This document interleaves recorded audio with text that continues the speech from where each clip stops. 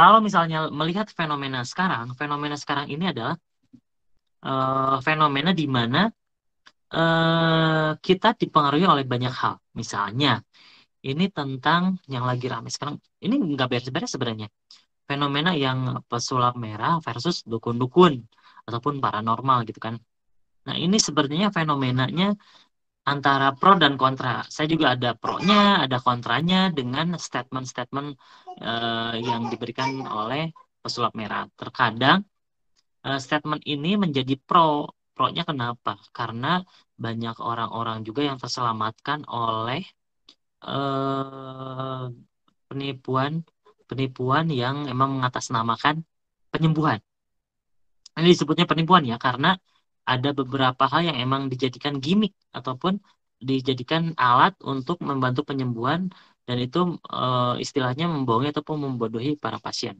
Itu yang pro-nya. Tapi yang kontranya adalah saya saya tidak setuju semua orang dilabelkan ataupun dukun paranormal ataupun al-hikmah segala macam dilabelkan pembohong ataupun penipu gitu kan. Terkadang kalau misalnya kita sakit, ini kalau misalnya ranahnya lebih kepada melogikakan semua hal gitu kan. Pesulap merah kan seperti itu. Selalu melogikakan semua hal. Ini kalau logikanya seperti ini akan terbantahkan dengan orang-orang yang tidak tidak memiliki kekuatan di dalam pikiran bawah sadarnya. Contoh kecil. Misalnya saya orangnya berlogika tinggi, misalnya berlogika tinggi. Berlogika tinggi, oh kalau misalnya saya sakit kepala, saya minum obat. Secara logika gitu kan, ketika ada yang sakit berarti dikasih obat. Logikanya bermain. Nah, beda dengan orangnya yang tidak berlogika ataupun bermain di ranah di area keyakinan yang paling tinggi, misalnya, aduh saya sakit kepala, udah minum obat, udah apa, nggak sembuh-sembuh gitu kan. Dan akhirnya saya datang ke seorang penyembuh. Penyembuh di sini bisa bisa apa aja. Mau hipnoterapis, mau ke orang pintar, ke ustadz, segala macam dan lain-lain. Ini ranahnya adalah ketika kita saya sebutkan ini efeknya ada empat sebenarnya. Yang pertama eh, fenomena yang pertama adalah fenomena figur otoritas yang pertama. Kalau misalnya kita tidak mempunyai figur otoritas, tidak ada orang yang dipercaya, itu tidak akan ada yang namanya kesembuhan. Yang pertama, figur otoritas. Karena yang pertama saya berlogika, di posisi saya A yang berlogika yang pertama, itu saya tidak percaya siapapun, tapi saya percaya terhadap obat yang pertama. Tapi ada kondisi kedua, di mana saya percaya pada satu orang. Satu orang ini adalah penyembuh. Bisa penyembuh siapa aja. Mau Pak Ustadz, orang pintar, Pak Ustadz, hipnoterapis, paranormal, dukun, dan lain sebagainya. Saya meyakini bahwa figur A ini adalah bisa menyembuhkan sesuatu. Nah, di dalam kita meyakini figur otoritas ini, bahwa figur otoritas ini bisa membypass pikiran sadar kita sebenarnya. Jadi di situ bakal ada sebuah hal yang menuntun kita terhadap belief system ataupun keyakinan.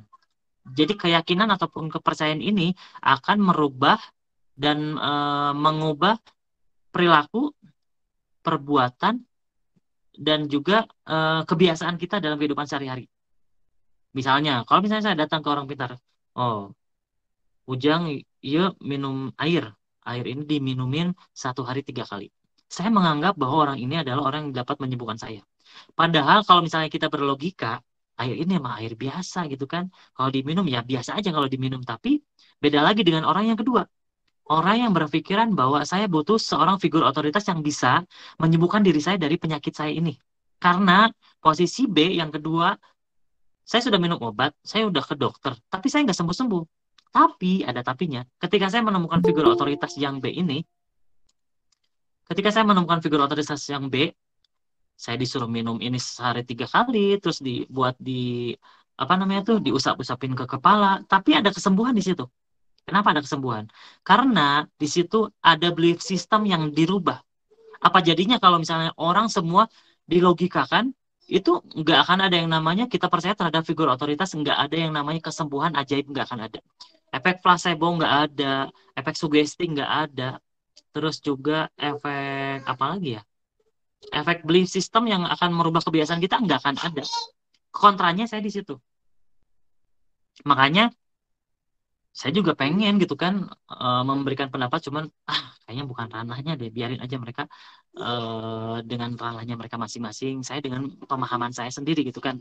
Tapi emang ini adalah ada pro dan kontranya. Yang pertama, emang saya tidak menyukai dengan hal yang ada penipuan segala macam, tapi kontranya emang banyak banget gitu kan. Terkadang orang tuh butuh sesuatu yang dapat meyakinkan diri dia sendiri gitu kan. Kalau misalnya obat-obatan ini tidak berefek, ya udah saya cari orang pintar, saya cari orang yang bisa menyembuhkan diri saya. Ya udah, akhirnya dalam teknik ini namanya figur otoritas yang dapat merubah belief system, keyakinan, kepercayaan bahwa orang ini dapat merubah kebiasaan saya, merubah perilaku, dan merubah keyakinan saya terhadap sebuah penyakit. Dan akhirnya di situ ada yang namanya placebo effect, efek placebo. Jadi placebo effect ini adalah obat palsu. Kalau misalnya dalam uji klinis, obat ini obat ini placebo ini disandingkan dengan obat yang asli. Jadi ada dua obat misalnya. Ini obat A yang asli, ini obat B yang placebo. Padahal ini kalau misalnya kita dikasihin ke orang buat uji klinis, obatnya ini adalah sama. Dikasihinnya, pura-puranya dikasihinnya sama. Cuman yang satu asli, yang satu palsu. Kita pengen tahu nih, ketepatan ataupun efek dari obat ini sekitar berapa persen untuk beberapa orang yang akan diuji klinis, misalnya seperti itu. Ternyata ada posisi A di mana orang ini meminum obat, oh kesembuhannya 80%. Tapi ada juga yang di B, yang diminum placebo efek ini, ternyata kesembuhannya 80%. Lah, kok bisa kayak gitu? Berarti ada fenomena di mana mereka meyakini bahwa kesembuhan itu berasal dari keyakinan ataupun belief system yang dia yakini bahwa hal tersebut bisa merubah perilaku ataupun kebiasaan yang kita lakukan seperti itu.